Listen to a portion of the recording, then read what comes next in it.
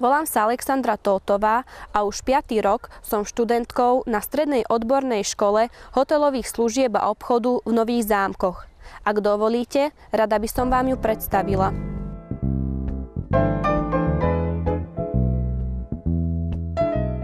Škola sídli v 2 budovách, ktoré nedávno dostali nový šat vďaka podpore Nitrianskeho samosprávneho kraja a európskych fondov. V budove na Zdravotníckej ulici prebieha teoretická výučba odborov zameraných na obchod a podnikanie. V druhej budove na Slovenskej ulici prebieha teoretická a praktická výučba odborov zameraných na spoločné stravovanie a cestovný ruch a nadstavbové štúdium spoločné stravovanie.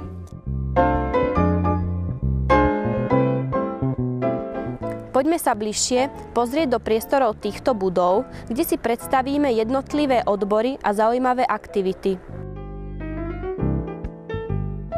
Zaujímavou prehliadkou zručností študentov zameraných na obchod a podnikanie sú prezentačno-kontraktačné dni.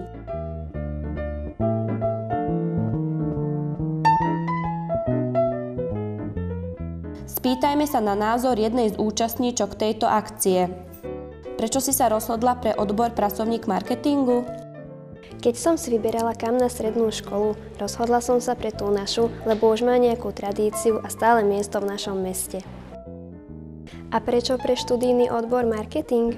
Lebo si myslím, že marketing je odbor, ktorý sa neustále rozvíja a má budúcnosť v našej ekonomike. A teraz sa nachádzame v odbornej učebni prípravy pokrmov. Ako vidíte, práve prebieha praktické vyučovanie.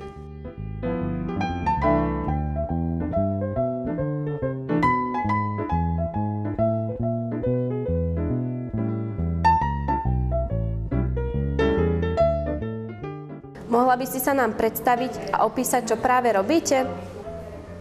Volám sa Viktória Petešová, som žiačkou 3. C triedy a dnes si pre vás pripravím kapra vypraženou v syrovom cestíčku so zemiakovou kašou a jemným jarným šalátom. Toto jedlo patrí medzi ľahko stráviteľné. Môže sa podávať ako prvé hlavné jedlo na slávnostných obedoch. Podľa mojich skúseností je to jedlo veľmi obľúbené a za krátky čas hotové. Športový život na našej škole je jedným z najbohatších, najmä po uvedení do prevádzky novej telocvične a multifunkčného ihriska s umelým povrchom. Naši žiaci sa pravidelne zúčastňujú na všetkých školských športových súťažiach. Medzi naše najúspešnejšie športové odvetvia patria atletika, hádzaná, futbal a stolný tenis.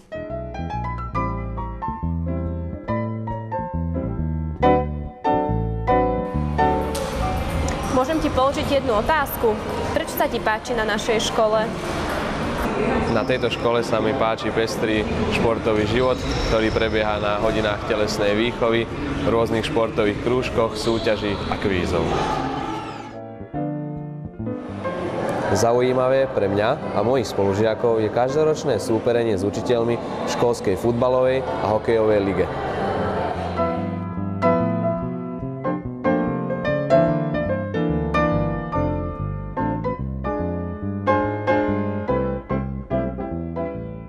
Súčasťou kvalitnej odbornej prípravy je aj možnosť účasti žiakov na odborných kurzoch, ktoré sú organizované v spolupráci s Asociáciou somelierov, barmanov a baristov Slovenskej republiky. Svoju zručnosť a šikovnosť potom preukazujú na rôznych podujatiach ako banketoch, recepciách a súťažiach. Jedným z najlepších je Lukáš Podbehlý, ktorý získal prvé miesto v medzinárodnej súťaži Barista 2012 Junior, ktorý zorganizovala naša škola už po 4. raz. V čom spočíva práca baristu?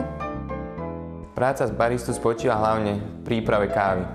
Dôležité je, aby barista dodržiaval hygienu a čistotu pri práci. Skvelé espresso pripraví len vtedy, ak má kvalitnú zmes kávových zrn, správne nastavené mletie, správny útlak kávy v páke a hlavne čistý stroj a mlynček. Dobrý barista by mal ovládať rôzne prípravy káv, rôzne techniky. Keďže som ešte študent, tak priestor na tréning mi poskytuje naša škola v odborných slovniach na krúžku mladého baristu pod vedením inžinierky Márii Grácovej.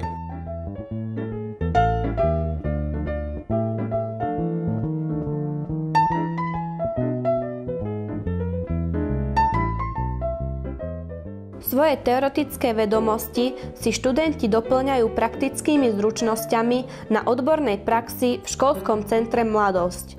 V rámci odbornej praxe majú študenti možnosť zúčastniť sa odbornej praxe v špičkových zariadeniach, napríklad v Grécku, Slovinsku, Taliansku.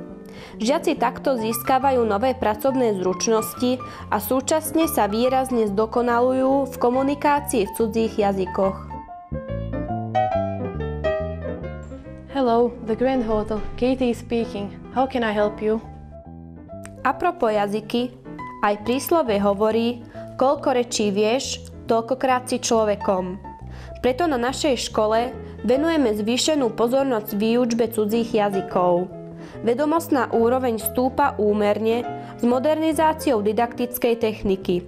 Z toho dôvodu bola zriadená moderná multimediálna jazyková učebňa, ktorá sa využíva na skupinové vyučovanie.